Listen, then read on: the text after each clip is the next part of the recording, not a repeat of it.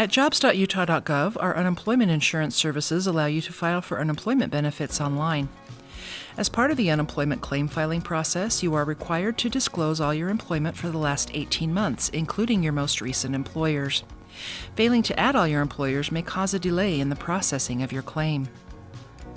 When you get to step number 3 regarding your employment history, you may see some of your previous Utah employers listed.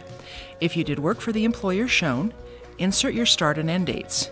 You can estimate these dates if you're not sure. If your employers are not displayed on this list, you need to add them manually. Pay attention to the options for adding an out-of-state, federal, or military employer. Find your missing employer using the search function. Add the employer to the claim and provide dates of employment.